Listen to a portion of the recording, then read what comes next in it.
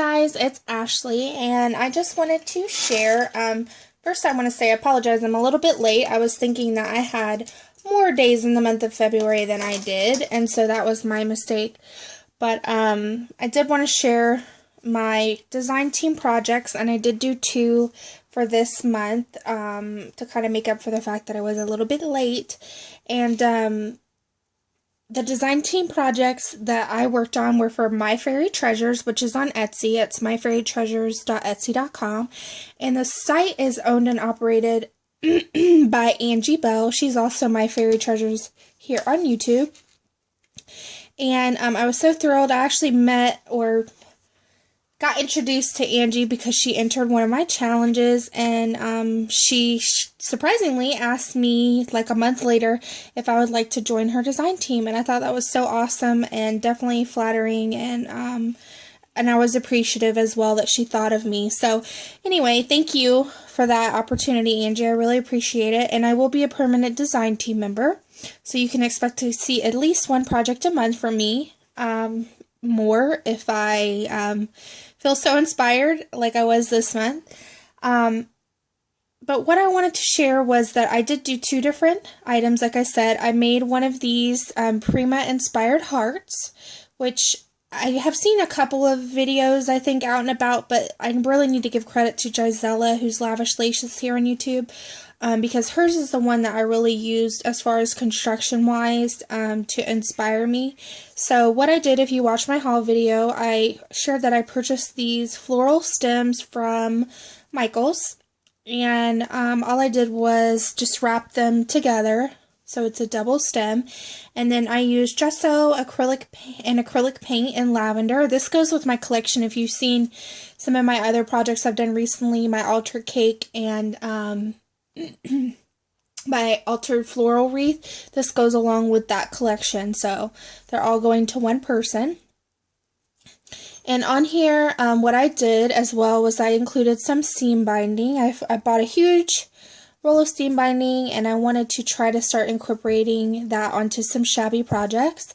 And so I just used gesso again and some of that acrylic paint. I just rubbed it through my fingers and rubbed it on here. And then I used like a vintage applique on here. And then this little key here is actually from Angie's shop. And I just gessoed that and to give it like some texture. And I don't have any befores because I got 2 keys and I used them both. Well, actually, I do have this that Angie made for all of the design team members. It does have the key here. So this is what it looks like. It's a super awesome key. I love these. They're giant and they're very ornate. I really love those. So I gessoed that up, and then I used some flowers that I had. And I just used some glitter glue on those, and then some of them I painted with the same gesso and acrylic paint mix. And then these butterflies, I do have one of these left, were just like a vintagey kind of bronze tone. And what I did was I gessoed this, then I painted it, then I put glitter glue, and I also used flocking, this glitter flocking that I have. I think it's Martha Stewart glitter flocking. I just put that on there as well to give it some texture. So if you feel it, it has kind of like a cool raised texture here. So that's this butterfly here. And then I also used the smaller version here. I really love the smaller one. And again, I used the same process there with the glitter glue, the flocking, the paint, and the gesso. And then there's just some leaves. And then this is another piece from that applique as well. So this is my take on the Prima heart. So that's that.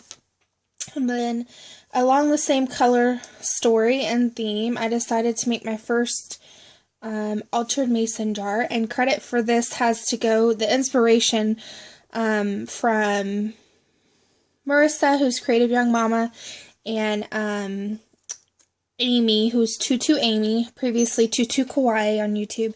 She's made some beautiful altered mason jars recently, and shared some techniques, and so I definitely want to give credit where credit is due for the inspiration. And so what I did was I just used a gesso and acrylic paint mix on this. I just painted the outside of the jar so you can store things inside of it. And then on the top, I also did the same thing, the same mixture. And I love how this was all painted, but I love how where you screw the jar on and off, how it gets that distressed look. I love that. For the actual mason jar lid, you can see this has got the same coating as well as the flocking on here. You can see the glitter really good on here. So it's textured. It feels really smooth. And then this I created on the top. Instead of just being a basic mason jar lid, I used another one of those keys to make, like, you can actually screw it on and off with this if you wanted to. I used another one of those keys with the texture and the gesso and the paint, as well as some of the flocking. And then I used these two. I don't have any, like I said, I showed you the other keys, but I had some of these left. I did the same thing. These are like a gold tone, and I used the same painting technique. And I cut these down a little bit to fit on here. And then I glued some little flowers on here and put some stickles. And then I used some more seam binding to make some bows on the side.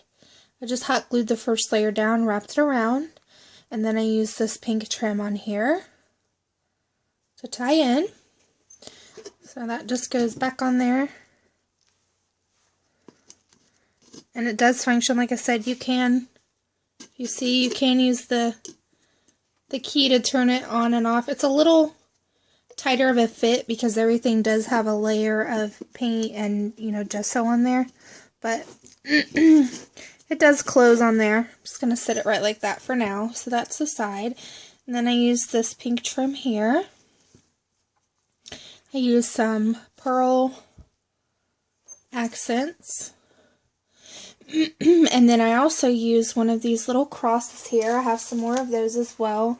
And I just chested this up because the person that this is actually for is a religious person, and I appreciate that and respect that. So I did decide to include the little cross, but a lot of shabby chic and things like that have doves and crosses and different, you know, like ceramic type pieces. So I thought it was really pretty, a nice touch on here.